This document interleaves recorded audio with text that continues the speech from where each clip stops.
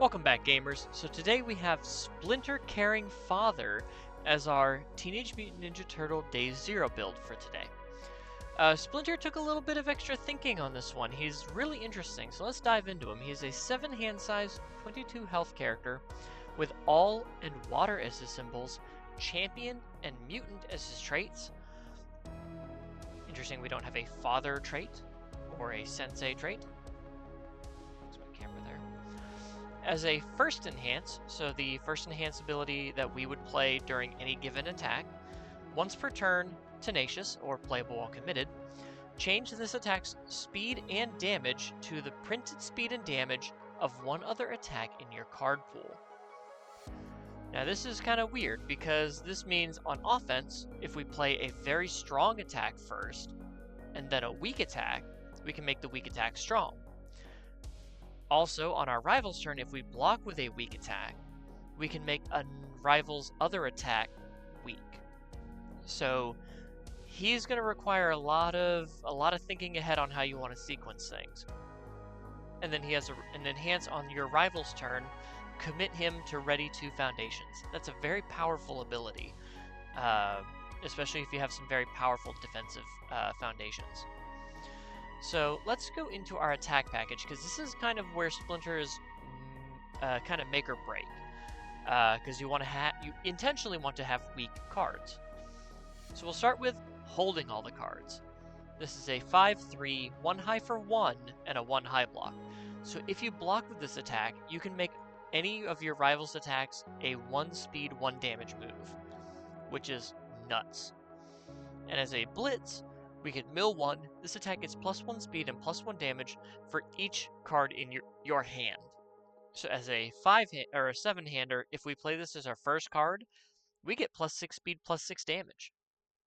So this is a 7 high 7 as our first attack. Granted, it's not an attack we want to play as our first attack because we want to build up our attack's damage over time, but it is a very good attack to block with.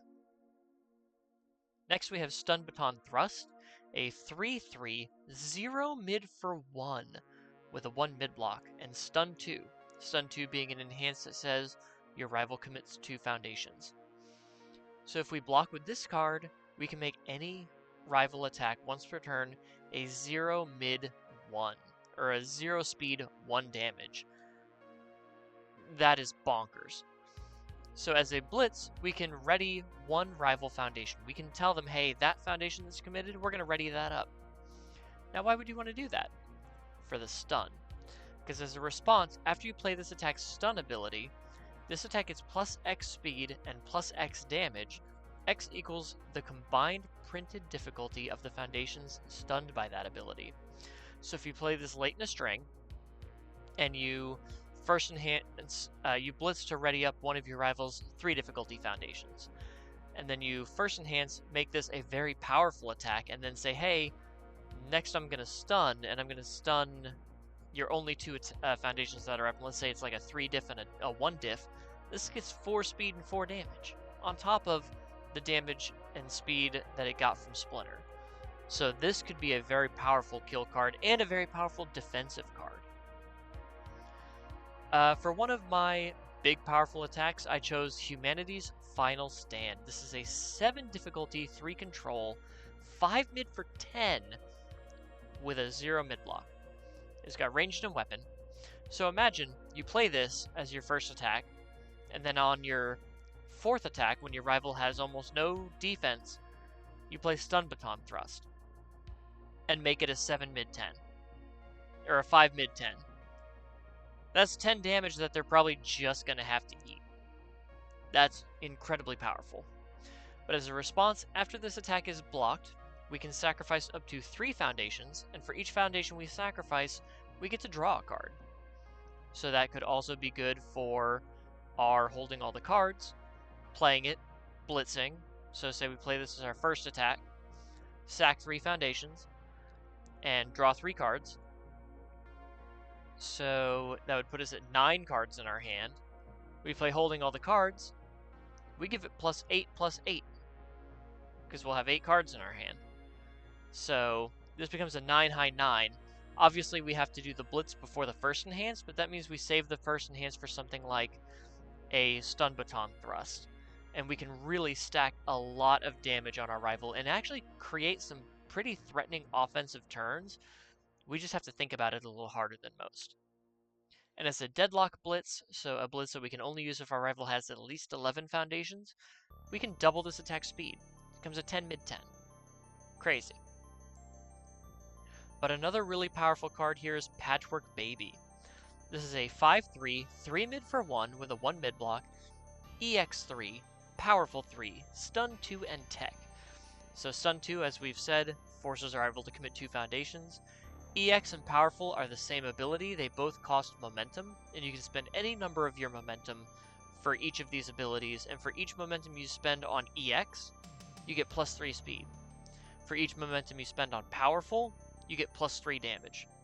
So imagine turning this into a 5 mid 10 because you played a Humanity's Last Stand, then you stun 2, then you can use EX and Powerful.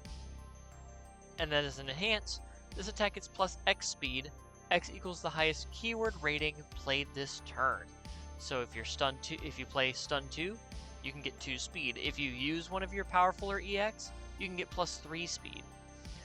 And then enhance this attack gets plus 1 damage for each different keyword on cards in your card pool. So on its own, that is 4 damage. And then we have ranged and weapon for Humanity's Final Stand, so that could be plus 6 damage. Holding all the cards doesn't have a keyword ability, that keyword that only has stun 2. Chair Shove doesn't have any, and Charge as 1 has ally. So Patchwork Baby can be an incredibly potent finisher, gaining massive stats, wearing Splinter's once per turn first enhance very well, gaining a bunch of speed and damage, and just nuking your opponent from orbit. We have Chair Shove, a 5/3, 3 low for 6 with a 2 low block. Blitz, your rival adds the top card of the deck to their card pool face down. So this is good for making sure that our late string attacks, like Stun Baton Thrust and Patchwork Baby, this kind of helps guarantee that they're going to hit by making things harder to block by stuffing your rival's card pool. And lastly, Charge as 1. This is a 6/3, 6 mid for 6 with a 1 mid block, Stun 2, and ally. As a blitz, if you have a backup in your stage, this attack gets plus 4 damage. It's mainly in here, though, for being a 6 speed, 6 damage move, because then we can make another attack down the line 6 speed, 6 damage. But we're not playing any assets or actions in this deck, but we are playing a backup. Sean Gilmore, a 3/5, 4 stamina, 2 mid block, unique ally, mage, and party, which all of these keywords will work for Patchwork Baby. So if you played, say, Humanity's Final Stand into a Chair Shove just to stuff their card pool, play Sean Gilmore into your card pool as a form from your hand, and then Patchwork Baby, that's 4, 5, 6, 7, 8, 9, 10 keywords. So that is a 10 extra damage you're adding onto making it already a 10 damage move. So this becomes a 5 mid for 20 that can stun 2 and gain speed. Ridiculous. So Sean says that while he's in your stage, your character is considered to have the mage keyword. We don't really worry about that. Enhanced commit, your next check gets plus 2. This is good because we are playing some high difficulty moves like Humanity's Final Stand and Charges 1. So this kind of mitigates the need to commit foundations early on by using Sean to help us pass checks later on in the turn. Onto our foundations, we have Clumsy Entrance, a 2/4, 2 high block. As a first enhance, flip. If this is the first attack played this turn, add it to its owner's hand. A card with the same name as that attack cannot be the next form played this turn. So if your rival played a big attack and they had to commit a bunch of foundations for it, they played like a 7 or an 8 diff, and oh, they checked a 4, so they have to commit 3 or 4, you can put it in their hand and say, hey, you're not allowed to play that as your next form. You have to play something else before you can play that already very expensive attack.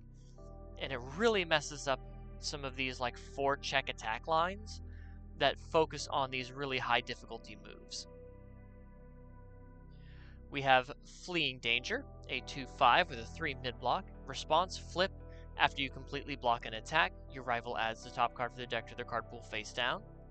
So if we can hit a perfect block, block a high attack with a high block, we can stuff our rival's card pool defensively, making it much harder for them to kill us with an attack string. We have Funky Breath, a 1/5 with a 3 low block. As an enhanced flip, this attack is -2 speed. If you fail the check to block it, your rival commits a foundation. So this says, I'm gonna try to block it, but just in case I fail, you still have to take a punishment for it. You still have to commit a foundation. So very, very cool defense here. Speaking of defense, Guide to Self-Defense, a 2/5 with a 3 mid-block.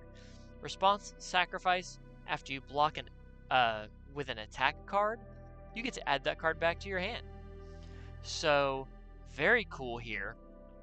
This says if we block with, a holding all the cards, we can just pick it right back up. Like if we know our rival is going to be throwing more high attacks. Or if we have a Stun Baton Thrust, we block with our +1 mid, and we know our rival is going to be throwing more of those, we can just pick it right back up.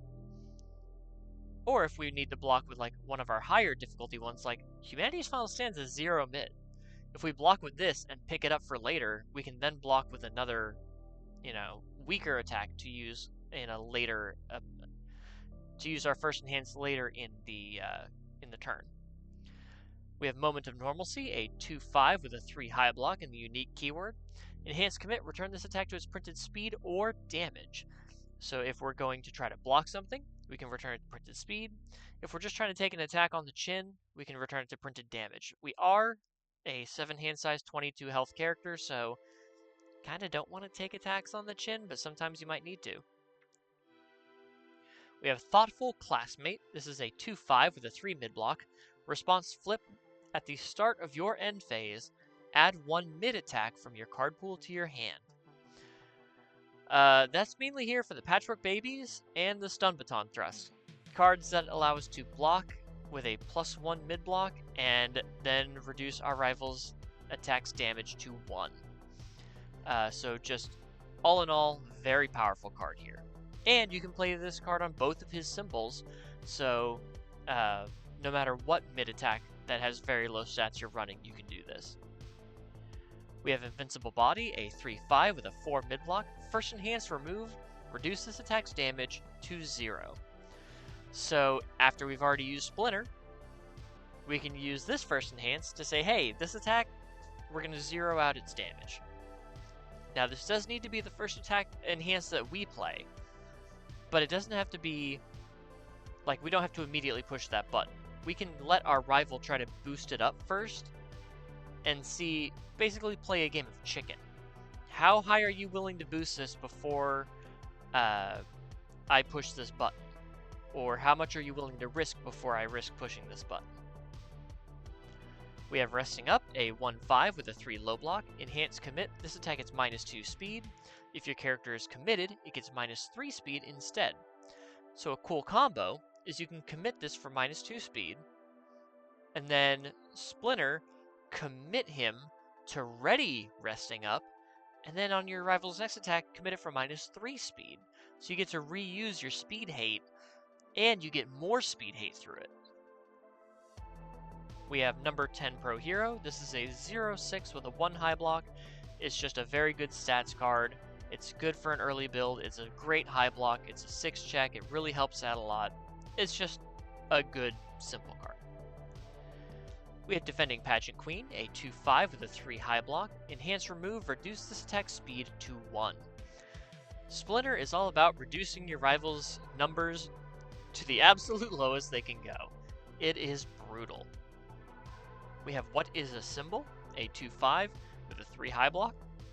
Enhance once per turn, remove 2 foundations from your discard pile. This attack gets +2 or -2 damage. So it's really cool to reduce their attack to 1 and then give it -2 damage. So it's at -1 damage, so it just deals no damage. We We have off-balancing techniques, a 3/5 with a 1 high block. Response flip after your attack deals damage. Your rival adds the top card of their deck to their card pool face down. So if they had to partial block something, or they just didn't have the right block zone, we make it even harder for them to block our next attack, or any other attack for the rest of that turn for that matter. We have Reprimand, a 2/5, 3 high block. Enhance your turn, so only on our turn, we can sacrifice a foundation to force our rival to commit a foundation. So again, making it hard for our rival to defend themselves against our very bizarre attack strings. We have Tusktooth Crew, a 2/5 with a 3 high block and the ally keyword. Enhance once per turn, discard 1 card, draw 1 card. Just a bit of card cycle, try to get maybe a better block zone, try to get an attack instead of a foundation, something like that. And then the Brawler or Champion response, because remember, we do have the Champion trait. Flip after your attack is completely blocked, ready 1 foundation that has not been ready this combat phase. So after our rival fully blocks our attack, we can ready up a foundation that we had to maybe commit to pass the check to play that attack. We have Split Body Control, a 2/5 with a 3 low block. Response flip after your attack is blocked, selectively flip 1 rival foundation. We get to point and click and say that foundation gets turned face down and has no abilities forever. We have Settling Old Debts, a 1/5 with a 3 high block. Enhance flip if each player has 6 or more foundations in their stage, draw 1 card. So this is pretty cool, just as long as we're both playing the game, I can just flip this to draw a card. We have Always Cool, a 2/5 with a 2 low block. As a static, it cannot leave your card pool during the combat phase. That's fine. It's got the ranged and taunt keywords. As an enhance, add this card to your card pool, build the top 2 cards of your deck. So taunt is also a keyword that could work with Patchwork Babies if you just add it to your stage, or to your card pool from your stage after playing the Patchwork Babies to get 2 fresh, ready foundations. You can stack even more damage onto Patchwork Babies. Or respond, destroy, after an attack is played, its damage cannot be modified. So granted, you won't be able to Splinter, you won't be able to Invincible Body, but your rival won't be able to boost it either. So if your rival has a lot of enhances that can boost an attack, and you're like, I'll just take printed damage, that's fine. So really cool defensive card here. And lastly, Foresight, a 0/5 with a 3 low block. Response, after you play this card, look at the top card of your deck. Always good to know what you're going to check next. And then Enhance Remove, reveal the top card of either player's deck. So you can reveal your own card to know what you're going to check next. Or you can reveal the top of your rival's deck to see what they're going to check, so you can math out how much speed you need to make something unblockable. And that is Splinter Caring Father. He, even as a day 0 build, is kind of complicated, and I kind of love him for it. He's very complex with his strategy. He's a thinking person's character.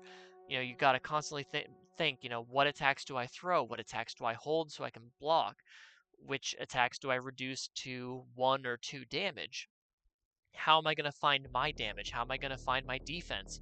And he's very much a water character. He's an ebb and flow, kind of like Bruce Lee's whole "be like water" speech, and I really dig him. I thought he was interesting when I first saw him without seeing any real support. But I'm excited to mess around with Splinter. I think he's going to be fun. But what do you guys think? What do you think of the Rat King, the Caring Father, Splinter? Is he just too complex for you? Like, he doesn't herka-durka too much. He's a little too thinky. I definitely have some people at my locals who are like, think less, hit more. But that's fine. Everyone has their own preferred way of playing the game. If you enjoyed the video, please leave a like, consider subscribing, and follow me on Twitch. I just got Twitch's affiliation program up and running, so whatever that means, I guess I can start earning money now on Twitch if I actually, stream more, which I'm going to try working on. I'm going to definitely work at that now. But So follow me on Twitch, follow me here on YouTube if you aren't subscribed already, and I will see you guys in the next one. Take care, guys.